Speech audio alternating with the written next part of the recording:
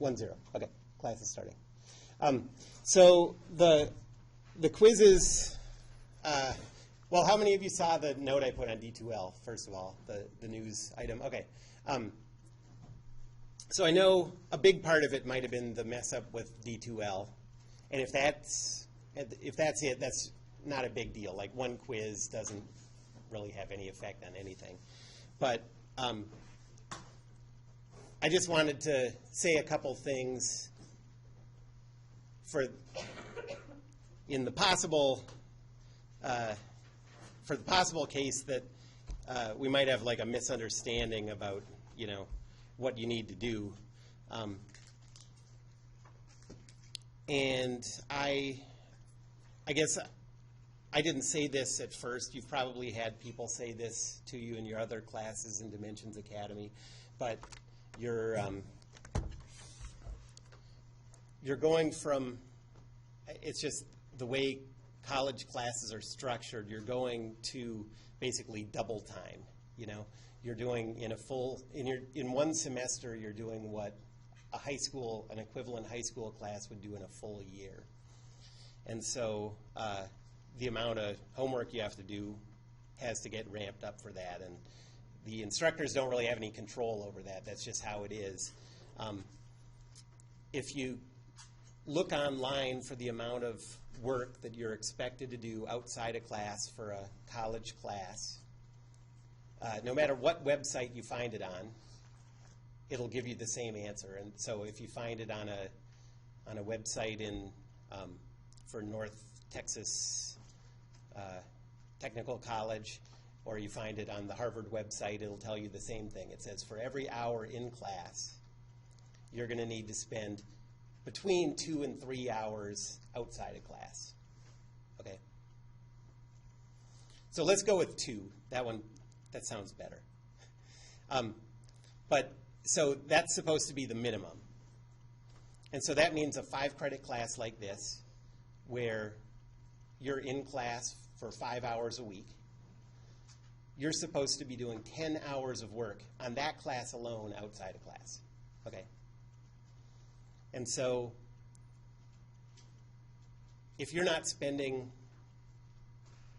a solid hour every single day, 7 days a week on this class, you're just not giving yourself a chance to do well in the class. Okay? And there's no shame in that if that's the case. If you have a million things going on, but now is the time to consider your options. If you look at your calendar and you're like, I don't have a full hour and a half a day to work on a single class, then the last thing you want to do is just struggle through this class, get the worst grade you've ever gotten in a class, not learn any physics. It doesn't do anyone any good. So think about that. But if you want to get, I assume most of you are used to nothing but A's and B's. I'm sure a lot of you are used to nothing but A's. You can get those grades, but you need to put in 10 hours a week outside of class. That's not my decision. That's just the way college is set up. Okay? And then the second thing, okay, so with the quizzes, first of all, a lot of people just hadn't done the homework, Maybe that was because you didn't see it on D2L. I'm sure that was true with a lot of you. If that was the only problem, then don't worry about it and let's just start fresh now, But you have to do all that homework, and you have to do it with enough detail and with enough care that you remember how to do those problems when the quiz comes. And then the second thing I noticed, which is a little bit separate, is a lot of the work I saw was not, this is a more like a technical thing, but you'll do yourself a big favor if you can change this now. A lot of it was really hard to follow. The arguments weren't written in a nice order. They were kind of all over the place. It sort of looked like you'd done one calculation here and then picked up the paper and done another calculation over here. A lot of people's work looked like that. As the concepts you're working on get more complicated, you're going to benefit more and more from drawing very nice organized figures and organized notes as you work through stuff. And to get a passing score on an AP test, you're going to have to present the stuff in a clear, organized way. Okay, so let's just get in that habit now. When you do those quizzes and those exams, you need to give your steps in a nice, clear order. I know not everybody has great-looking handwriting, but I don't really care about that as much as just the order. Think about, like when you write a paper, you're trying to present your ideas in a way that it's easy for the reader to understand. That's what you're trying to do with a physics or a math problem too. You're not just trying to get the answer so that you can write down the answer. You're trying to show the person how you arrived at those steps, okay? You're like writing me a little paper. Okay, some people did great on the quiz. There were perfect scores. But if your score was lower than you'd like it to be, those are the changes you need to make. And really, I mean, these quizzes are 40% of your grade. And if you do the homework, spend the time on it that you should, that can be 100%, you know. For, I think, probably anyone here, that can be 100%. But you just have to do the work. Okay, any questions about it?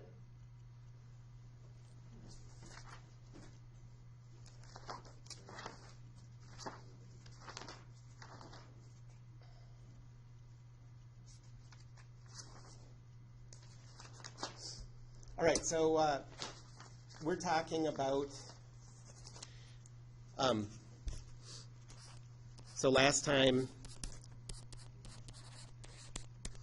we were talking about the relationship between position, velocity, and acceleration.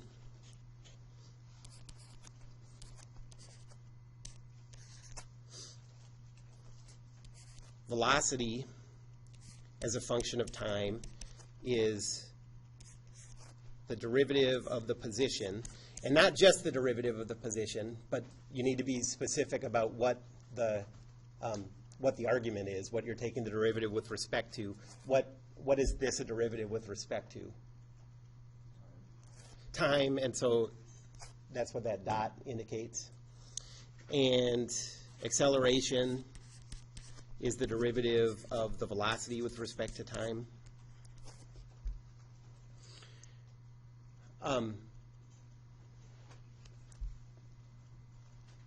And a lot of times on problems, we're going to have to go back and forth. We'll have one of these functions, and we'll have to go, you know, to the other two.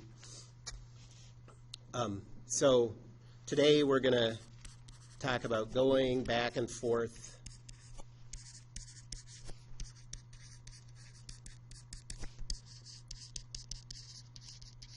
between position, velocity, and acceleration. Okay, one way is pretty simple. The other way takes a little bit more thought and a little extra information. So I'm going to do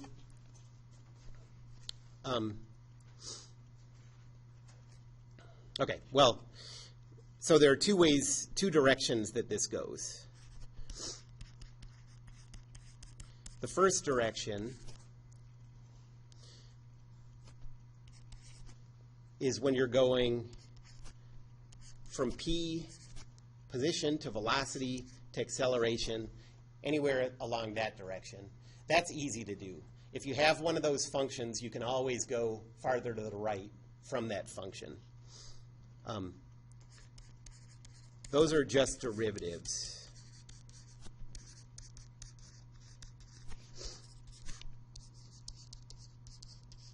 With respect to time. So, for example,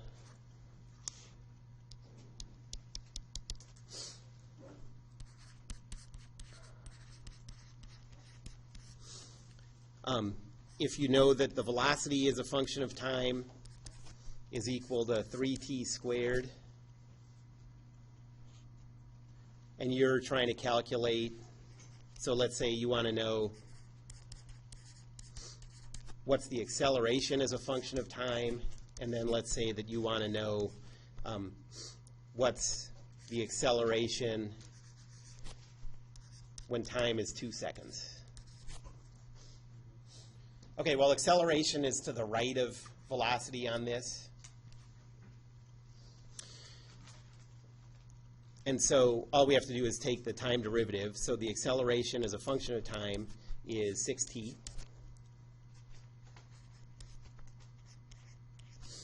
And then to find the acceleration when time is equal to 2 seconds, it's just, so acceleration at 2 is equal to 6 times 2, so 12, and that's meters per second squared. Well, I guess I didn't give any units for this. Let's say this is in meters per second. Okay. So that's the simpler way. If you're going the other direction,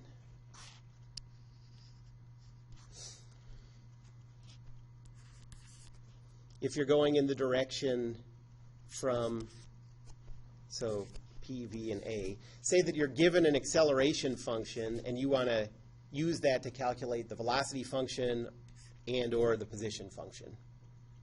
Or you're given a velocity function and you want to calculate the position function. These are integrals. And integrals have the issue of the constant of integration.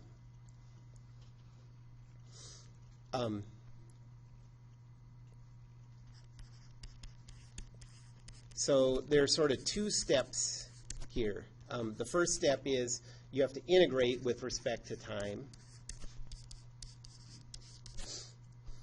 And second, you have to use boundary conditions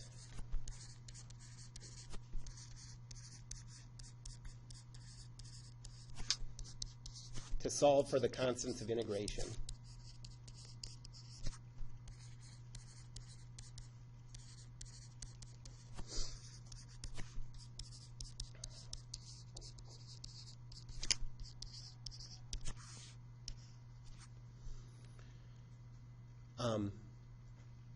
Okay, so let me show you an example of how to do that. So let's say that you're given that the acceleration function is 2t, and let's say the units are meters per second squared.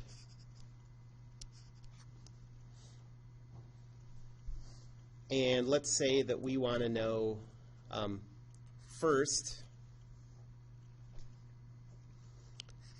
what's the velocity as a function of time?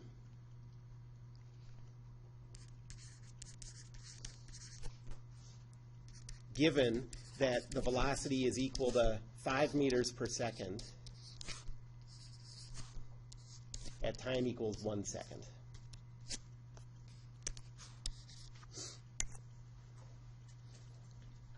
And then the second thing we're going to do is go from there and find the position, given that the position is equal to 1 meter when time is equal to 0.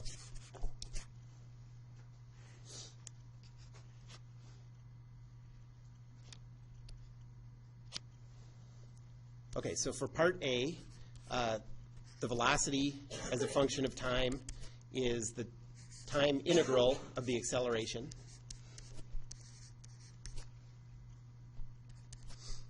So that's the integral of 2t dt. And so you get t squared plus c. Let's call that c1 because we're going to have another constant later.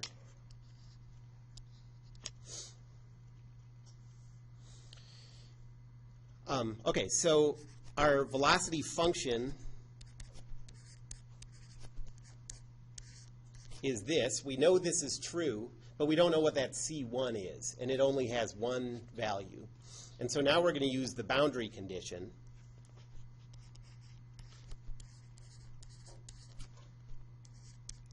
So the boundary condition says that t equals 1 corresponds to v equals 5 meters per second. So we're going to use this function and enforce these conditions. So when time is equal to 1, v is equal to 5, right? Time is equal to 1, so put the 1 in for t, and we'll solve for C1.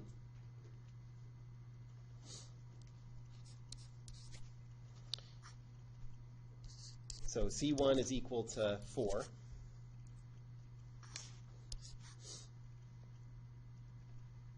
And so our final answer for the velocity function is t squared plus 4.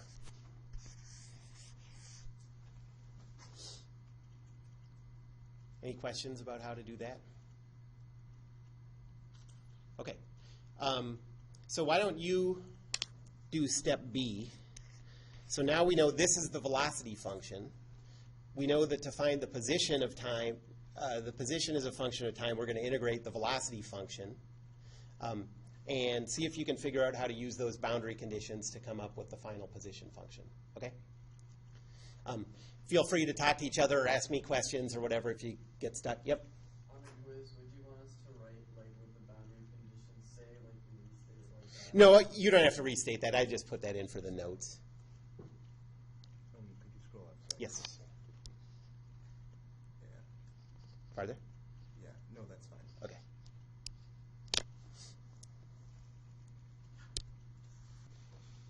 Okay.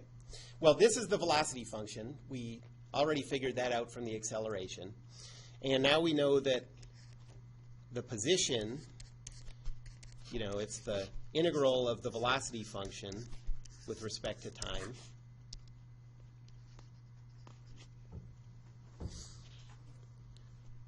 So that's the integral of t squared plus 4 dt. So that's t cubed over 3 plus 4t plus, I'll call this one C2, the constant of integration for this integration. And that is the position function. That's correct, but it's not quite specific enough yet because we don't know what this constant is. So now we use the boundary conditions. And the boundary condition for this step says that when time is equal to 0, the position is 1 meter. So 1 is equal to 0 cubed over 3 plus 4 times 0 plus C2. So C2 is equal to 1. And so our final answer for the position function is t cubed over 3 plus 4t plus 1. Okay. Any questions about that?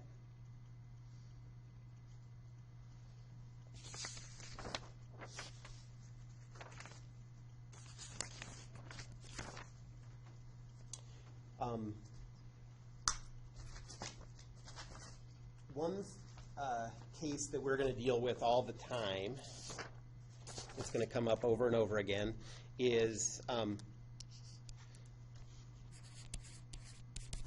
so the most important class of particle kinematics problems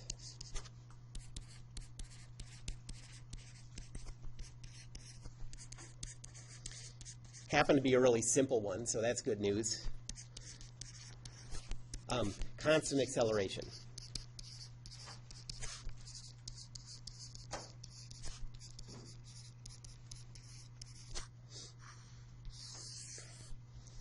And so what we know at the start for these is that the acceleration is, well, the acceleration function is just a constant a.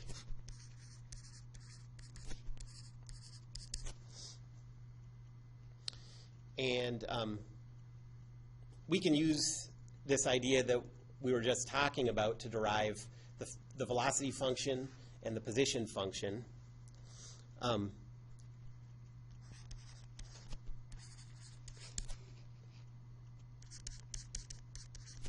So we can use this definition above to define the velocity function and the position function, given that the velocity is equal to 0.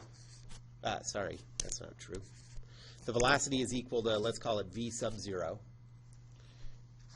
at time equals 0. And given that the position is equal to p sub 0 at time equals 0. Okay.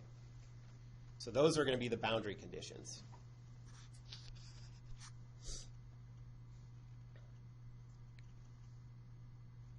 Well, why don't you guys do this?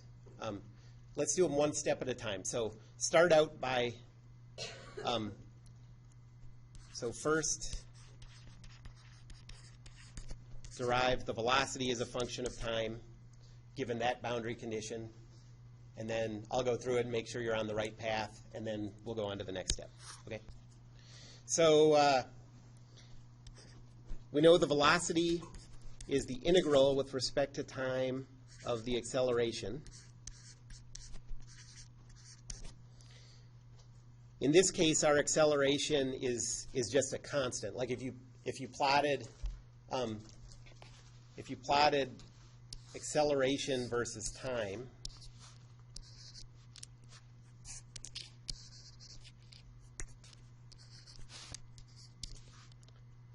you just have a constant function like that.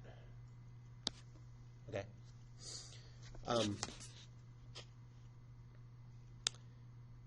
So integral of a constant dt is just equal to, yikes, at plus c1. And now we have to use that boundary condition. The boundary condition says when time is equal to 0, v is equal to v0. So v0 is equal to a times 0 plus c1, or in other words, c1 is just equal to v0. And so your final answer for the velocity function is at plus v0, or actually the way people write it more often is v0 plus at, but same thing. Okay, so now we're going to sort of bootstrap it. We solved for this. Now we're going to do the next step and integrate this to solve for the position. So go for it. You guys got it.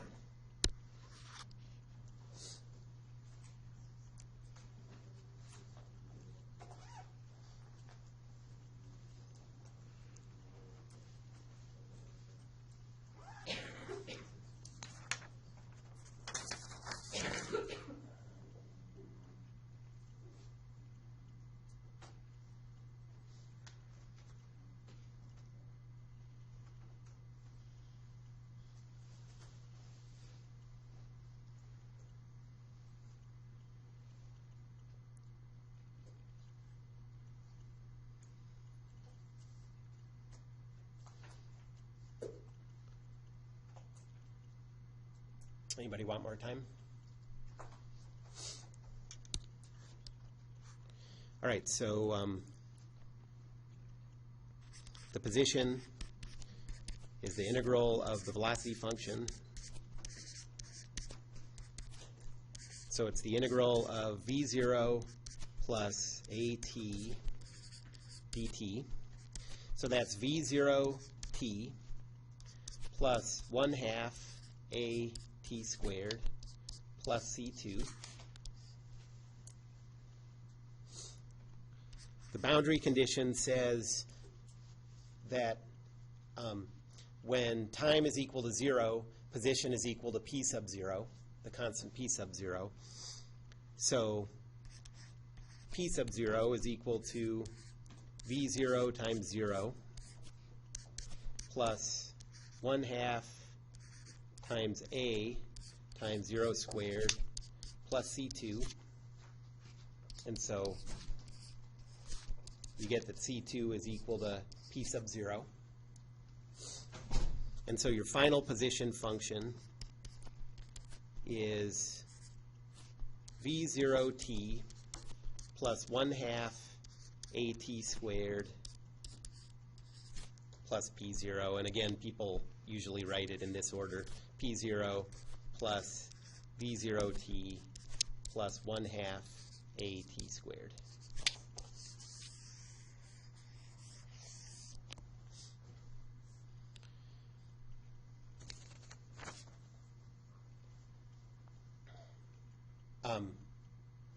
The way these equations are used pretty often in kinematics problems is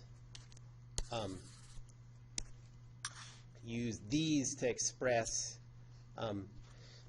so we often use this position function and velocity function that we just came up with to come up with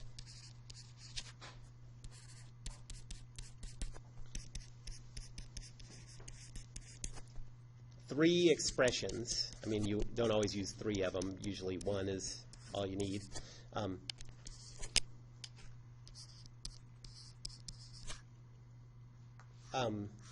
For the kinematic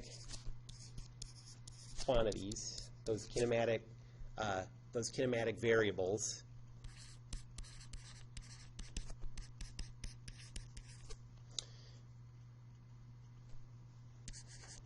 and here's sort of the key, relating two instants.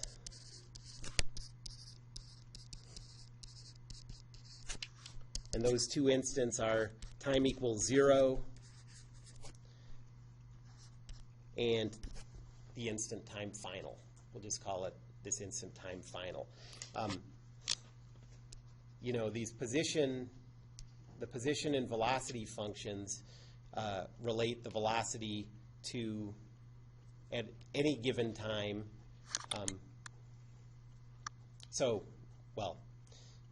Whatever time you want to evaluate the velocity, you can plug in the time and get the value here. Often you write these where you're relating two different instants, time equals 0 and a time final that you also define. So I'm not going to derive these, but you can see where they come from. The first two especially look just like the position and velocity function. So the first one is position final is equal to the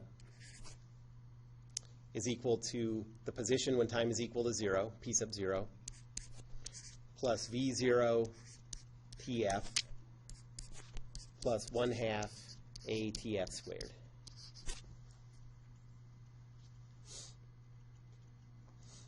The second one, and you know, you look at it, it just looks exactly like the position function. Just instead of using a general time, we're using a constant tf to specify that instant. The second one is just like the velocity function, so v final is equal to v sub 0 plus a t final.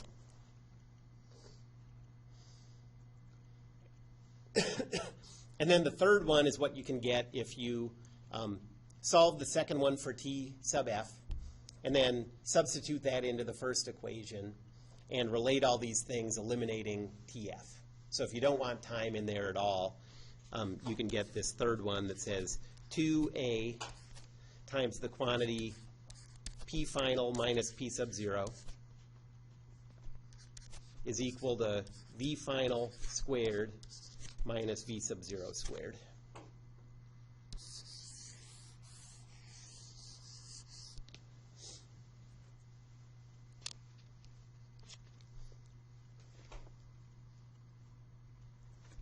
to use these equations,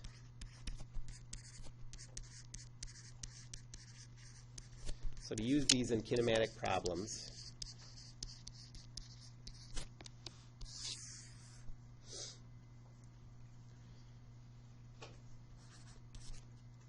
first you have to choose. So remember, going back to talking about when like I defined position a couple classes ago, I said before you can come up with position as a function of time, you need to choose an instant corresponding to time equals 0. You have to choose a location corresponding to the 0 position, and you have to choose a positive direction. Okay? So before you can use these equations, you have to choose those things. We're going to have to choose one additional thing now because instead of talking about general times, we're talking about a specific instant time final. So we're going to also have to choose this fourth thing, an instant corresponding to time final. Okay, so the first step is choose instants time equals 0 and time final. How do you choose these instants?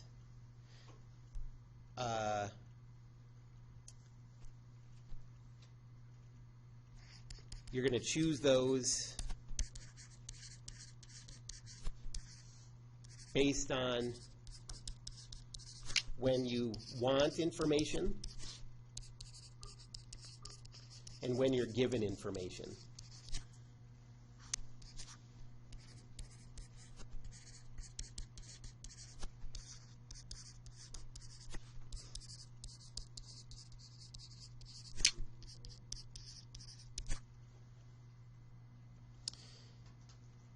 The second step is you're going to choose, just like when we were defining position functions for the first time, you're going to choose a 0 position and a positive direction.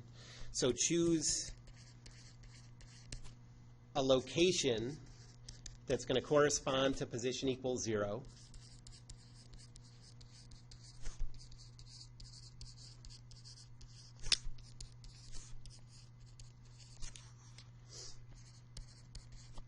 And a direction corresponding to positives.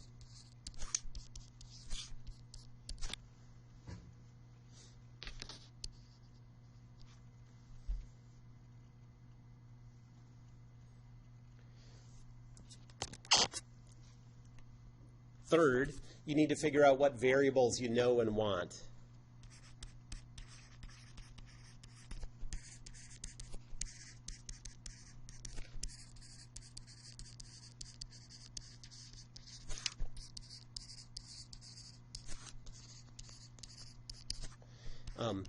And I can give you a complete list of the possibilities. So you can just go through the list and think, like, do I know this? Do I know this? Do I want, is this the one I want? So out of this complete list, so here are all the variables that occur in these equations. Time final, P sub 0, P final, V sub 0, V final, and A. A doesn't have an A sub 0 and an A final because these are constant acceleration equations, and A doesn't change.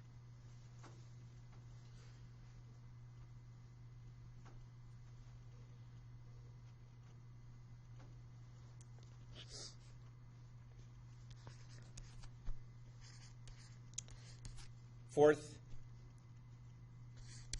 use the equation out of those three that I boxed up above that lets you solve for the variable you want.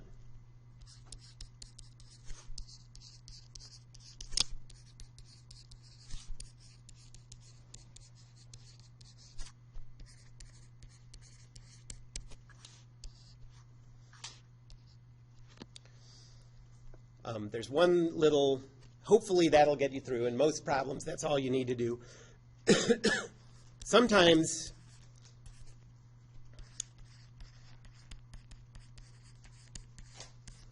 there isn't one equation that lets you solve for the variable you want.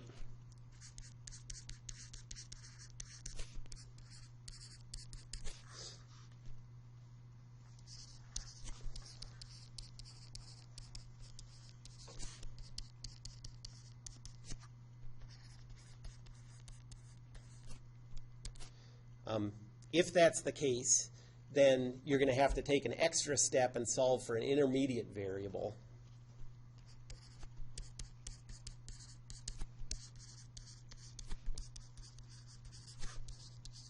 So if that's the case, try solving for an intermediate variable first.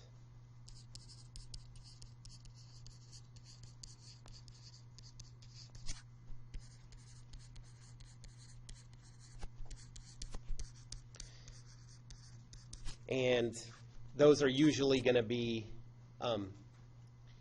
either acceleration or time final.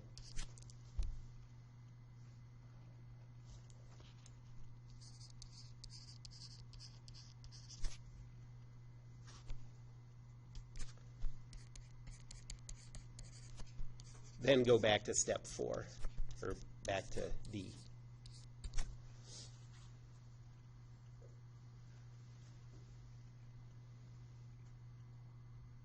Okay, so let's do a couple problems.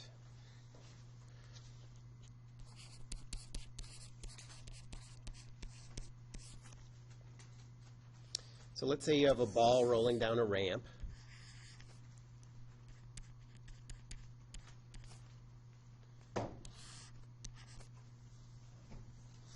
And there are 2 checkpoints where we take measurements on the ball. The first one at checkpoint A, and when the ball hits this point, it's moving with a velocity, well, the direction stays the same the whole way. The direction's going down the ramp. But let's say that it measures the speed is equal to 1 meter per second. And then when it reaches this second checkpoint, B,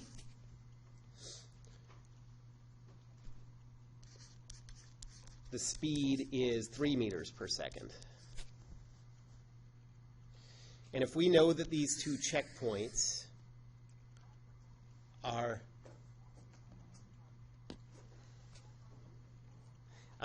if we know these 2 are 1 meter apart, and if we can assume constant acceleration, and later we'll be able to calculate why this is constant acceleration. So we're going to assume constant acceleration. Then first, what is that constant acceleration, A? And second, what's the elapsed time between checkpoints 1 and 2, or checkpoints A and B?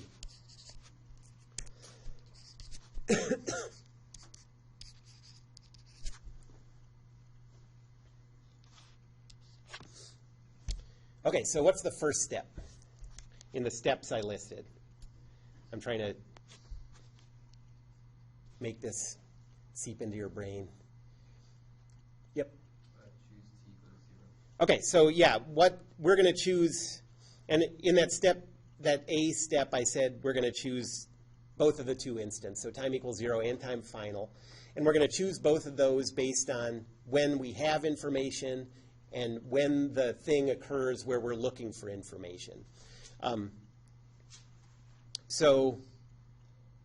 Well, there are 2 instances where we have information here when it passes A and B. Those seem like pretty logical instants for our time equals 0 and time final. And we can't have any negative times. We just made that rule. So our time equals 0 then has to be when the ball passes checkpoint A, and our time final has to be when it passes B. Okay.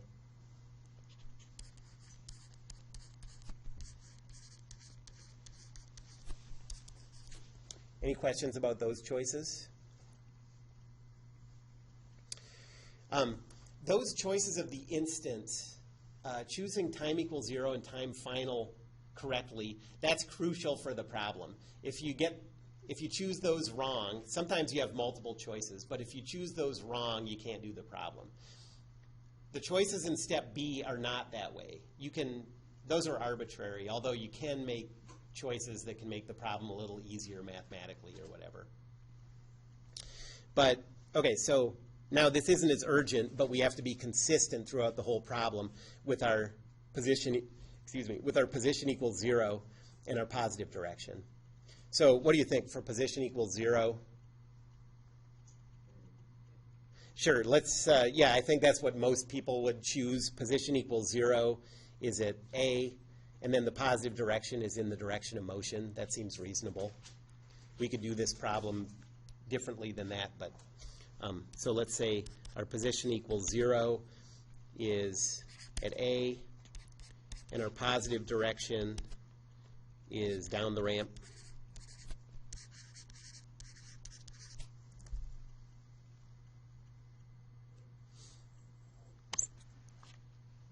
Okay, well, let's start figuring out what values we know. So we've assigned we've assigned time final to an instant, but that doesn't mean we have the number to put in there yet, right? We don't know how long it takes to get to those two. That's one of the things that we're trying to figure out. So let's just list out the variables. I'm going to just list them out in order so I make sure that I don't forget them. Eventually you're going to skip all these steps, and if you can do it without these steps right from the start, feel free. But if you ever have trouble getting through these problems, listing them all out can help you figure out where you're going wrong.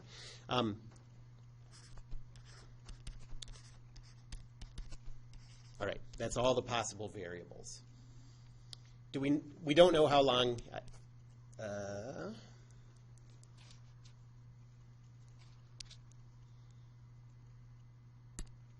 Okay, we don't know how long it takes to get down the ramp, so I'll leave that blank for now. Do we know the ball's position when time is equal to 0? What is it? 0, because we chose our 0 position to be right where the ball is at time equals 0. Do we know the ball's position at time final? Yeah, right. If this is 0, that means 1 meter in the positive direction makes this have a value of positive 1.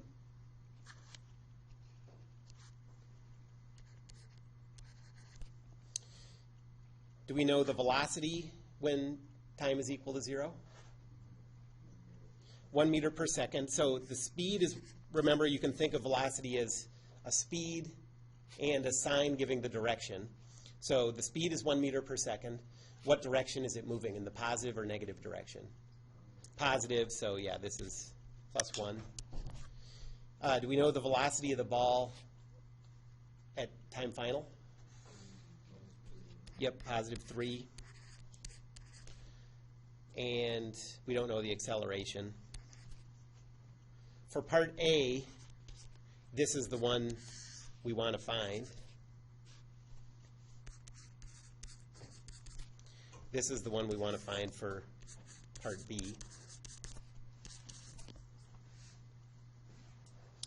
Okay, so is there an equation out of those 3 equations I gave you, these 3, where the only unknown is the one that we're trying to find, where the only unknown is A? That's the question. Because we can use any one equation to solve for one variable. I think it's got to be the third one, because we also don't know time final.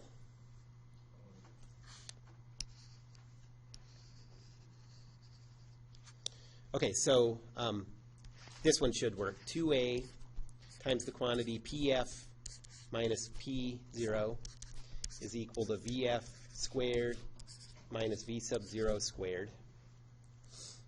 So 2a times p final is 1 minus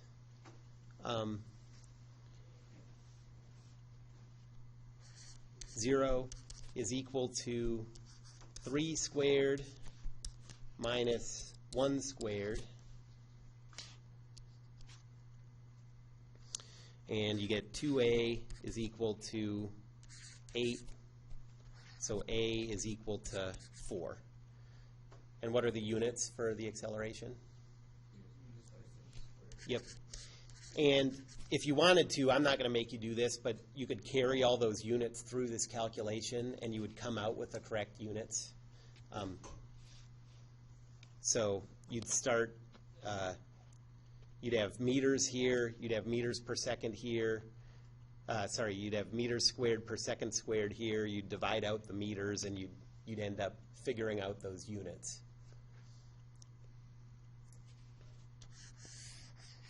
Okay, so the acceleration is 4 meters per second. Is the ball speeding up or slowing down? Speeding up, and mathematically, how can you tell that? I mean, you know from looking at the velocities are, the speeds are getting bigger, so it's speeding up. But so it's two things. That's part of it. That's half of it. What's the other part of whether something's speeding up or slowing down? The acceleration doesn't have to be positive. It's the same sign as the velocity, right? So the velocity and the acceleration are both positive. It's speeding up.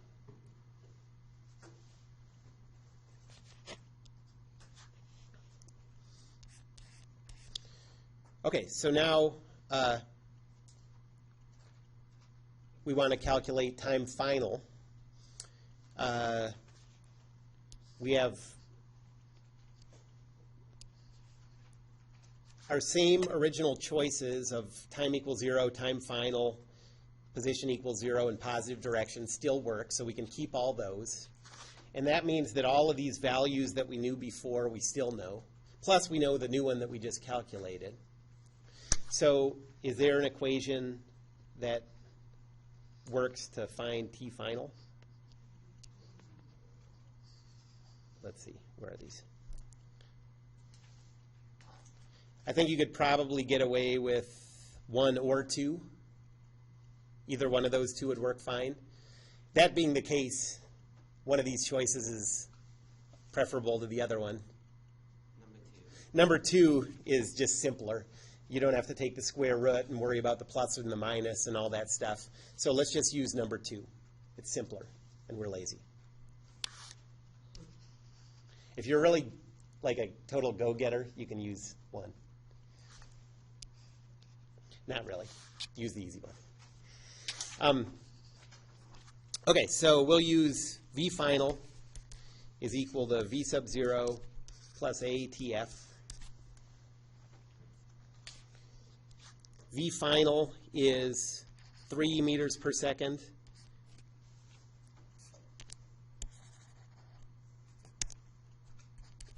V initial is 1 meter per second. Acceleration is 4. And we're trying to solve for TF. So 2 is equal to 4 TF, so TF is equal to 0.5 seconds.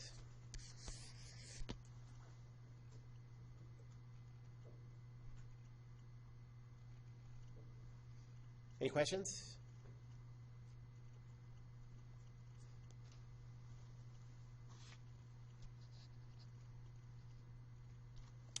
Okay.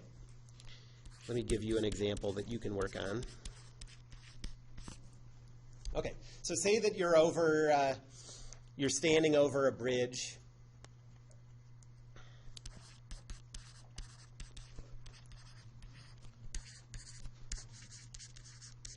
And you wonder how high it is.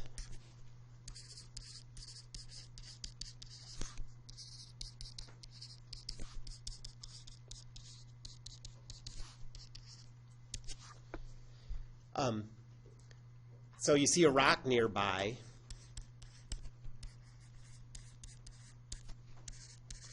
And you have a stopwatch on your watch, say.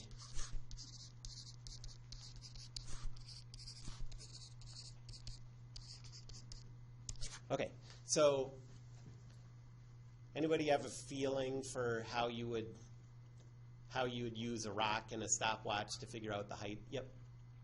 Well, you time how long it took to get to the bottom, and you know the acceleration because the acceleration of gravity is constant, 9 point. Yeah, 8.1 is what. Yeah. Right, about 10. Yeah. Exactly. That's exactly how you could do it, as long as there's not a lot of boats going under.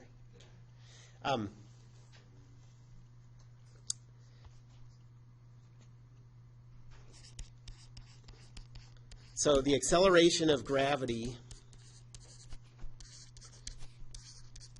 for an object in free fall, and the next thing we're going to talk about is what free fall is and all that, but the acceleration of gravity in free fall is 9.81 meters per second squared down.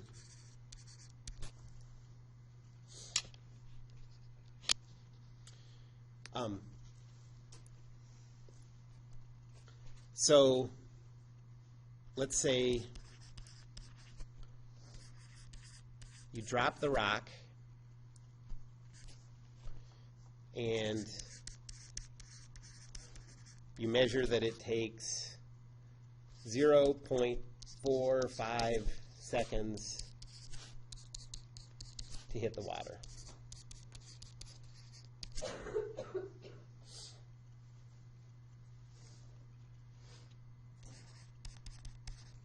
What's the height of the bridge?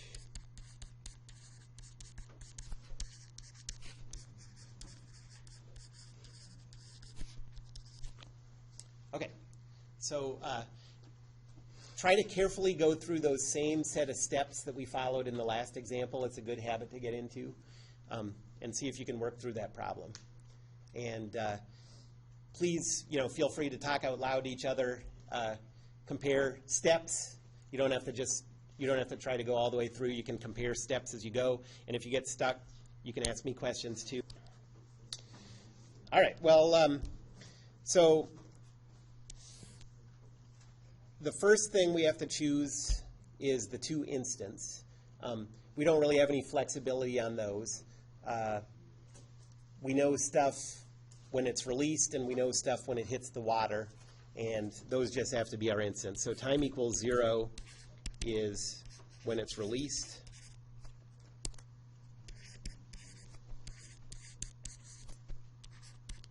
Time final is when it hits the water. Now the next two, the position ones, you have flexibility on. There's really two reasonable choices for the position equals 0. You could choose position equals 0 at the water, or you could choose it at the bridge. For me, in free fall problems, I tend to always put position equals 0 at the lowest point and the positive direction up. So that's what I'm going to do, but you could get the same answer choosing it differently. So I'm going to choose position equals 0 at the water and the positive direction up.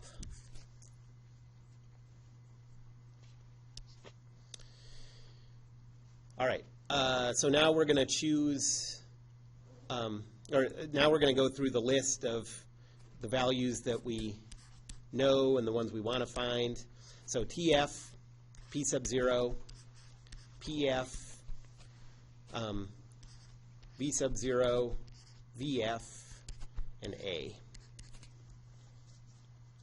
All right, of these, what do we know? That's right, T sub F is 0.45. A is 9.81 meters per second squared. That's right. The magnitude is right, and then you have to think about the direction too. It's downward, and our positive direction is up. Okay, so it's negative.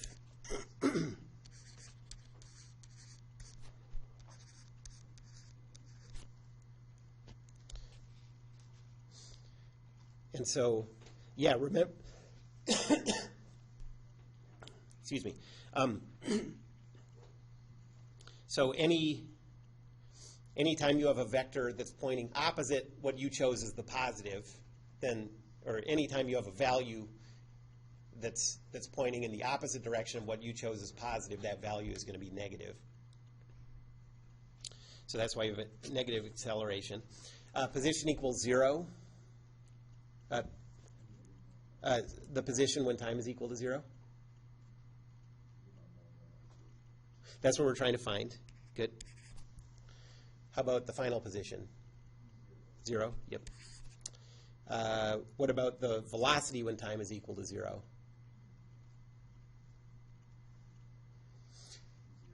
That's 0. And I'll talk about that more in free fall problems, but whenever it says that something's dropped or released, it means that the thing's velocity at that instant is the same as the velocity of what it's dropped from. So if the thing is dropped from an airplane, when it's released, it has the same velocity as the airplane. If it's dropped from a car window, it has the same velocity at that instant as the car. And if it's dropped from a bridge, well, a good bridge doesn't have any velocity. So when it's released, the velocity is 0.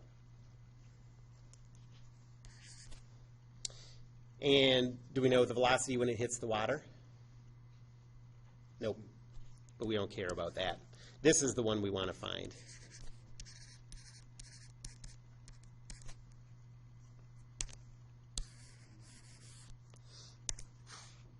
All right, so is there one of those three equations that lets us solve for P sub 0?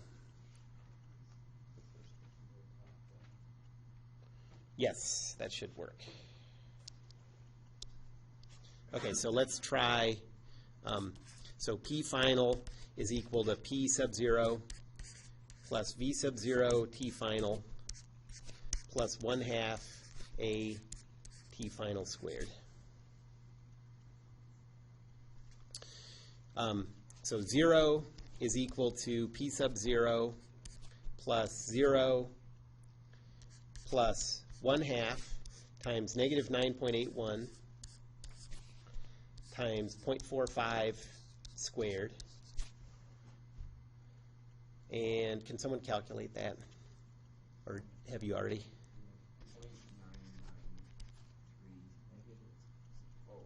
Yeah, negative. And then when you solve for P sub 0, you get positive.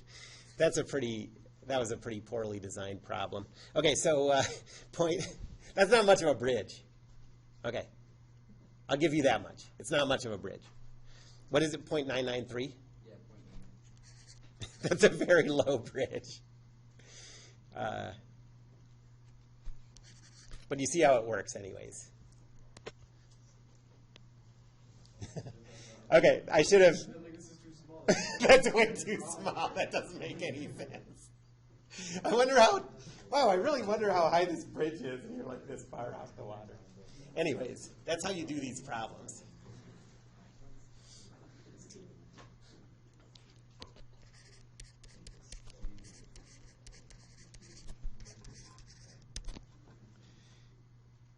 Okay.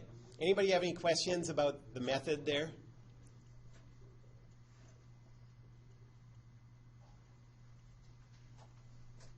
All right. Well, the biggest reason that, so I said constant acceleration problems are the most important class of these particle kinematics problems. And the biggest reason that they're important, the most important type of constant acceleration problem is free fall.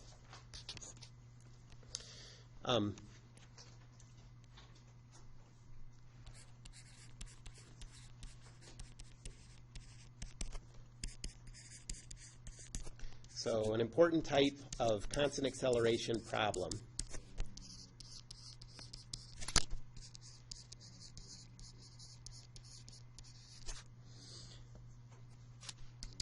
is free fall.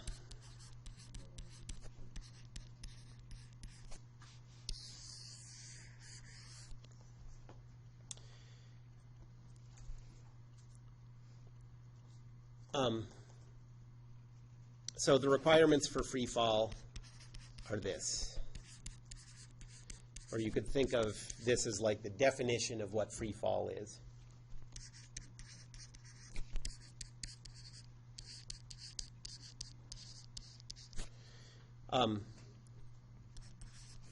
First, the object in free fall can't have any contact with any outside objects.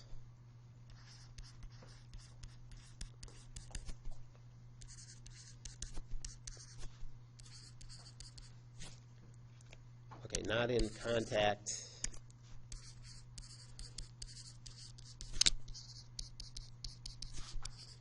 with other objects. Bless you.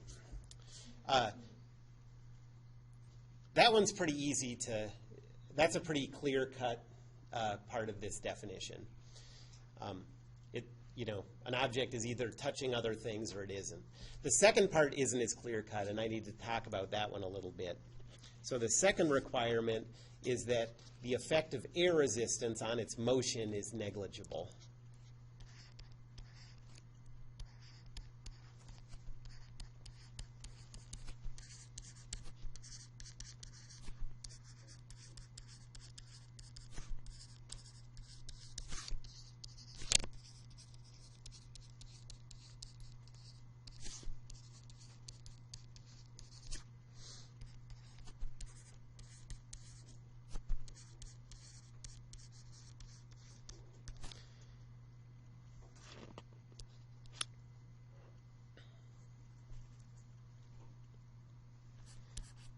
If those two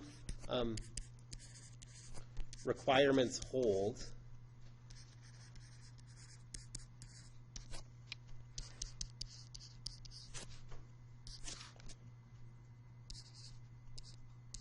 the motion of any two objects is exactly the same.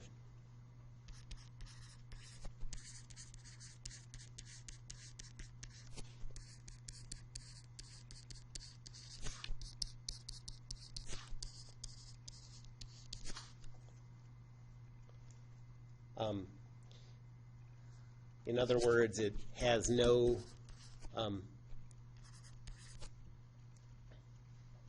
dependence on the object's mass or anything like that.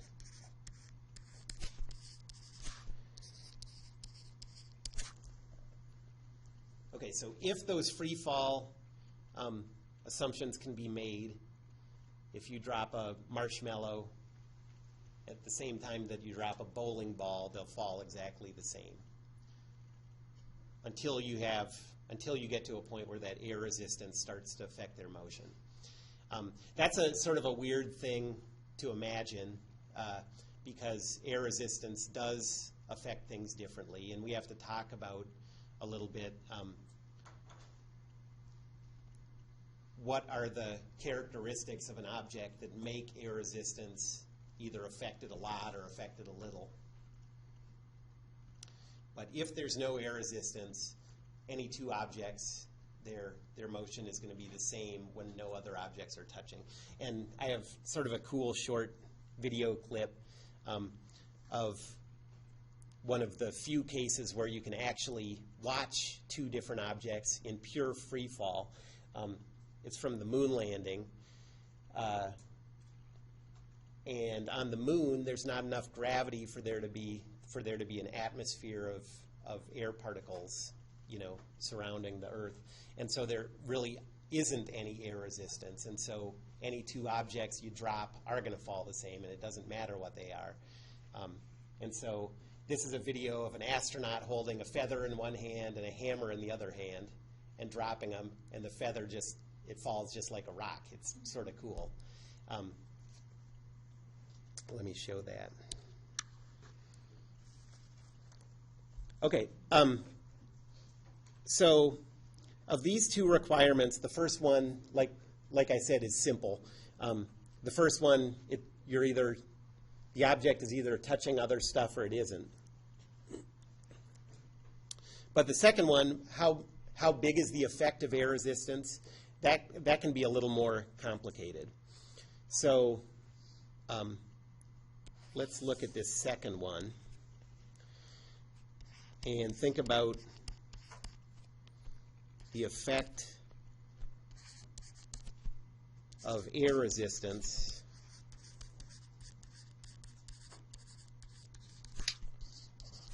on an object's motion.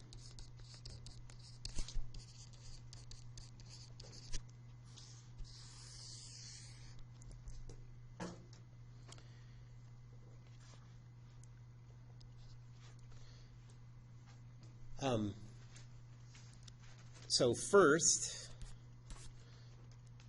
there's an effect. So how much mass the object has creates a difference in how much air resistance affects its motion.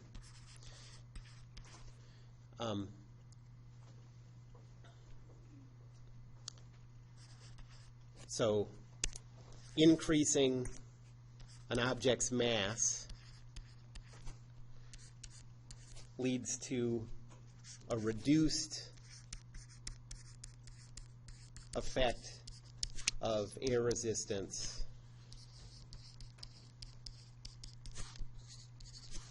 on its motion.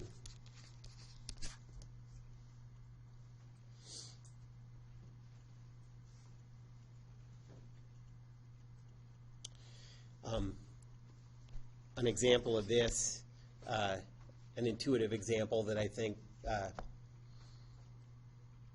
probably makes pretty good intuitive sense to you. If you think of a ping pong ball and a pinball as being about the same size, about the same shape, the only thing really different about them is their mass. The pinball has a ton more mass than, not a ton more, but a pinball has a lot more mass than a ping pong ball does. And if you drop them very close to a table, they'll fall about the same. But if you lift them up a little bit higher, 8 feet off a table, the pinball is going to hit the table first. That probably is what you would expect. That's because the pinball has more mass. And so gravity is pulling on it a lot harder than air resistance is pushing back on it.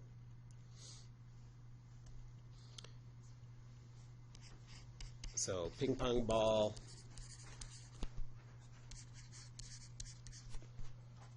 falls more slowly than a pinball. You know what a pinball is, right? They still make those? Okay. Yeah, right. Can you picture what I'm talking about? Yeah. Like a steel, basically just picture a ping pong ball made out of steel, the same size and stuff, and then imagine dropping the two from the ceiling. The air holds up the ping pong ball a little bit, slows it down a little bit, and the steel ball falls in free fall.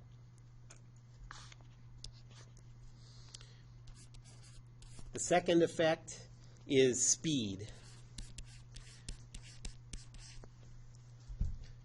And this is the reason that I said, don't imagine dropping the ping pong ball and the pinball from a foot off the table. Imagine dropping them from the ceiling, just so they can build up enough speed for air resistance to have an effect. Reducing an object's speed leads to a reduced effect of air resistance on its motion.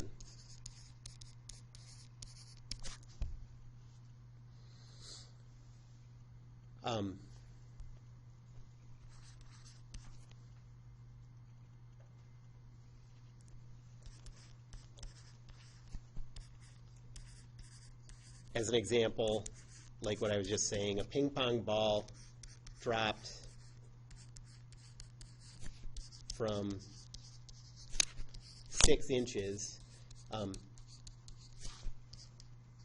is essentially in free fall.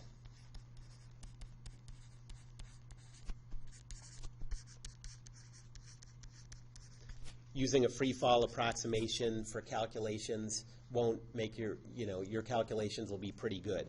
If you try to use a free fall approximation to calculate how a ping pong ball is going to move when you drop it from the ceiling, your calculations are going to be way off because of the increased speed.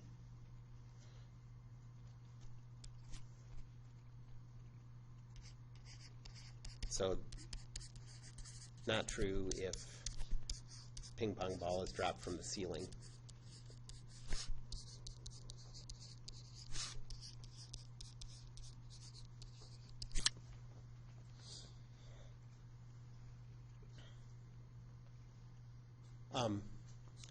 One interesting thing about this, you guys ever, any of you ever followed like the Tour de France? It was bigger a few years ago when Lance Armstrong was, before he was publicly shamed and whatnot, and because he was American and there was an American dominating this event. It was like a big media spectacle. But anyways, there aren't that many chances in a long bike race like that for somebody to make up time on the other people, because air resistance is such a big thing in cycling.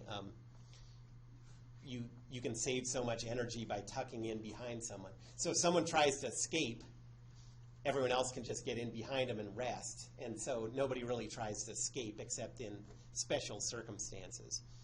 And one of the couple of exceptions, one of the couple of types of stages where somebody has a chance to really make up time in the Tour de France on someone else is when they do time trials. So they have days where you don't get to race together and tuck in behind someone who's trying to pull away. You just go out and they time you, and you're all by yourself. And so on those days, there can be big differences in time between the better time trialists and the ones who aren't so good. But they have two different types of time trials. They have ones that are more common where they just go around flat roads, so they race around like maybe 20 or 30 miles, but the roads are pretty flat. And then they have other ones where they're going by themselves, but they're going up some mountain route in the Alps or the Pyrenees, so up a pretty steep hill. And if you watch those two types of races, it's really interesting to look at how they dress and stuff, and the bikes they use. When they're in those flat time trials, they're wearing like rubberized suits that are zipped all the way up. They have these aerodynamic helmets. They're tucked like this on their bikes. It looks like a science fiction thing, Their wheels have discs instead of spokes.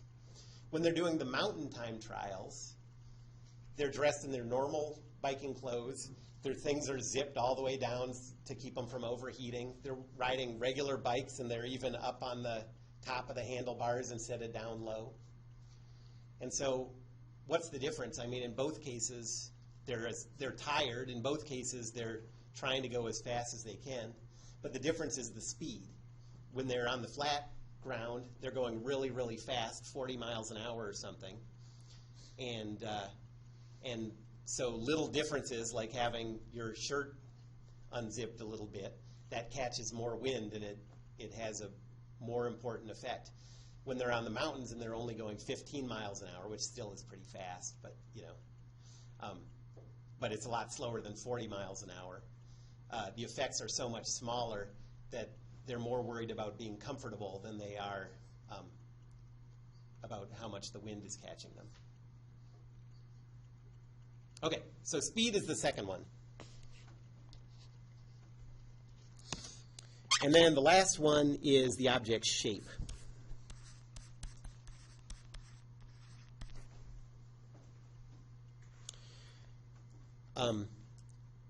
And so if you have a decreased amount of surface area that's catching the air,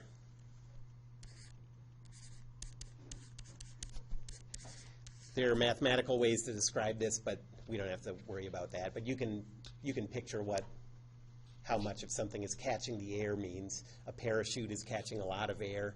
An arrow isn't catching very much air. That leads to a reduced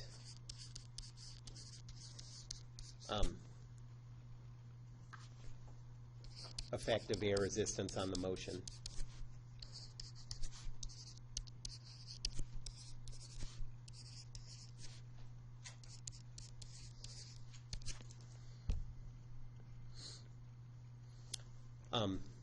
So an example here, so a parachute is a good example. Imagine say, like an Army man and a parachute. Say that together weighs 20 grams. Imagine a 20-gram rock being dropped at the same time as a 20-gram Army man and parachute.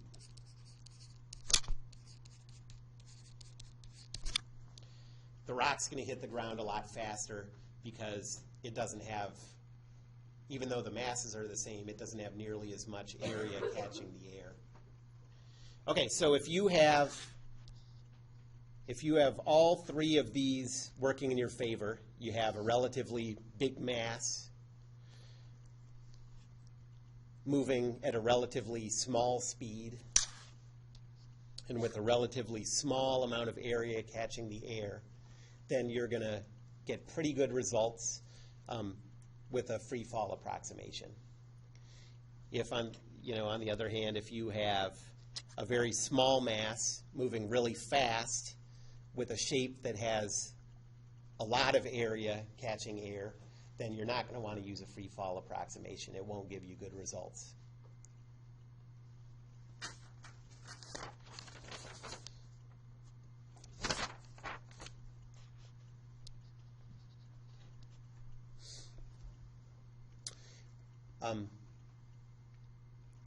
Anybody have any questions about that idea of free fall? We're going to do a lab, not this week, but next week, where we think about some of the ways that air resistance can affect motion. All right, let's not. Let's stop. Okay, so you have 10 minutes to get your coats on today. You guys who already have your coats on, take them off and then put them back on.